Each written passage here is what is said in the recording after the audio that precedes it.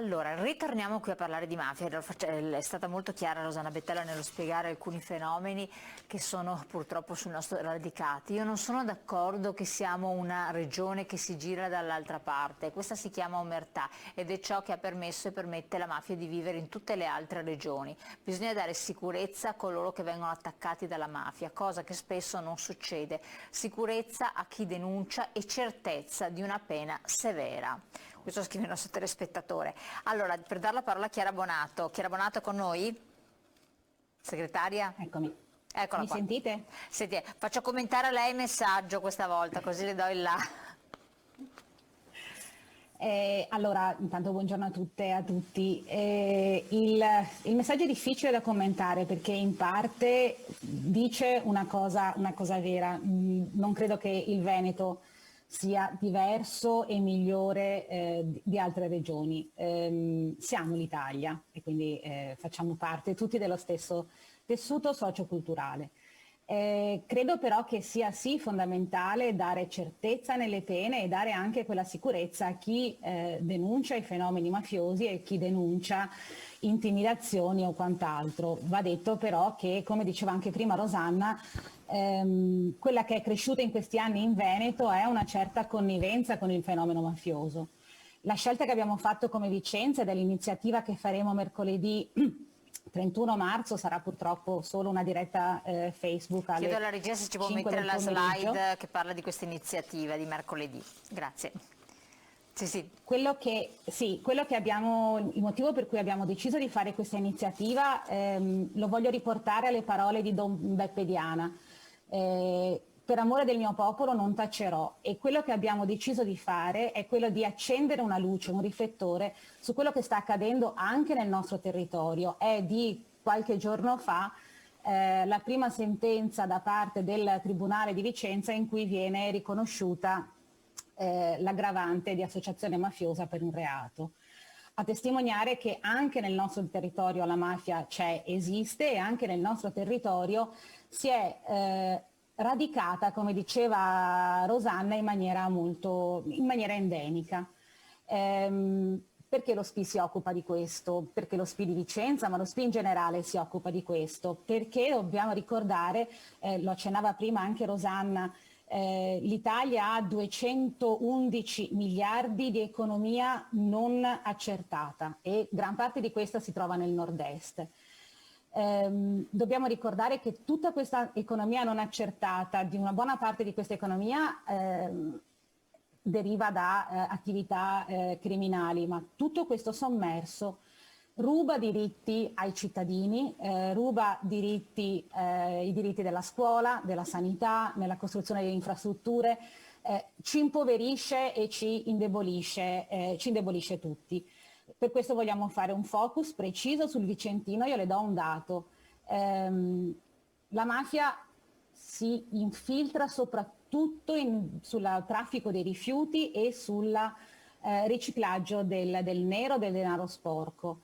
Vicenza è una delle province più ricche non solo del Veneto ma d'Italia, e ricordo la seconda provincia per export anche quest'anno in un anno così disgraziato in Italia, e ha una percentuale di la popolazione, i cittadini vicentini che dichiarano più di 75.000 euro sono il 2,5% e sono quasi tutti dipendenti, lavoratori dipendenti, il che ci fa pensare che ci sia anche nella nostra provincia un sommerso e un nero che funge anche da richiamo, se vogliamo, alla criminalità, perché questo nero va fatto sparire, questo nero va riciclato, bisogna trovare il modo di farlo, e come si legge anche nelle sentenze, in numerose sentenze che ci sono state in questi anni, l'aiuto soprattutto dei casalesi, che sono bravi in questo, è stato ricercato direttamente dagli imprenditori veneti e vicentini.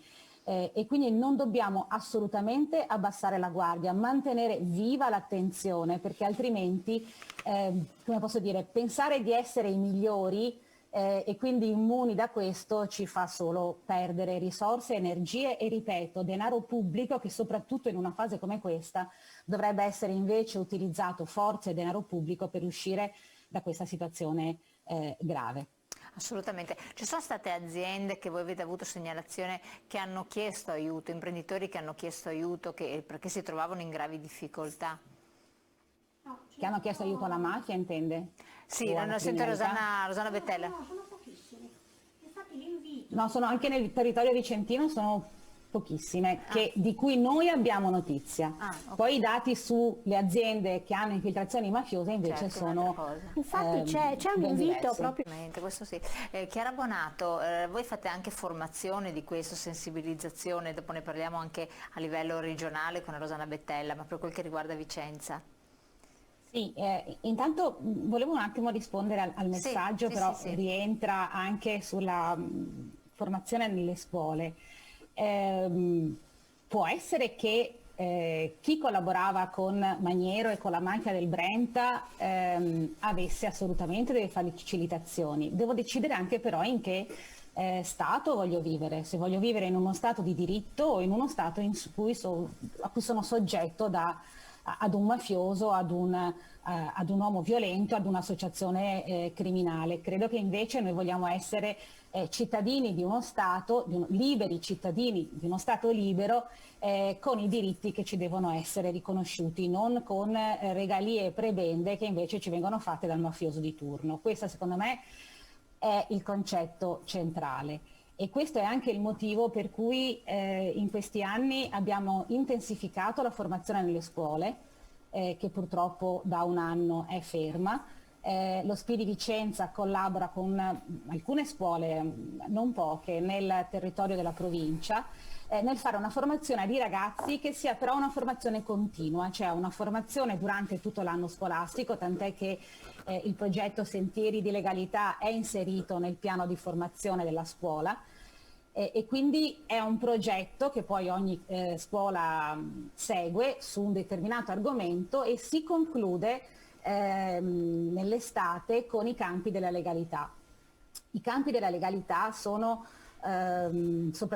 venivano fatti a proposito nell'ex proprietà di Maniero e ad Erbè nel Veronese, dove si mettono insieme studenti e pensionati che lavorano insieme, lavorano proprio perché lavorano lì nel bene confiscato, e il pomeriggio invece studiano, imparano che cos'è la mafia, imparano come si sconfigge, come si reagisce alla mafia e soprattutto quali sono quei segnali subdoli e nascosti che possono farci capire che ci troviamo in una situazione di difficoltà. La cosa in più che ha fatto Vicenza e di cui siamo orgogliosi e a cui crediamo moltissimo è che questo periodo che i ragazzi passavano ai campi della legalità viene riconosciuto come formazione alternanza scuola-lavoro, che adesso non si chiama così, ha un altro nome, ma insomma il concetto è sempre quello.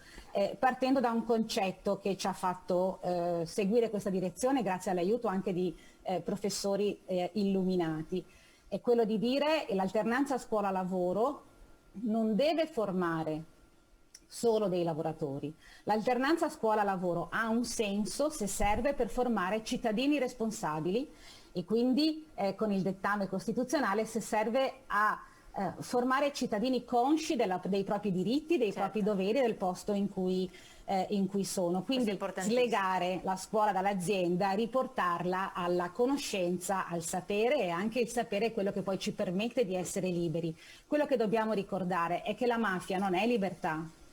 La criminalità, vivere in un territorio che soggiace a regole mafiose non è un territorio libero. Il problema che abbiamo avuto, e rispondo anche a una domanda precedente, in questo territorio, in Veneto e in tutto il nord, è stato l'accettare che questo è un territorio di mafia.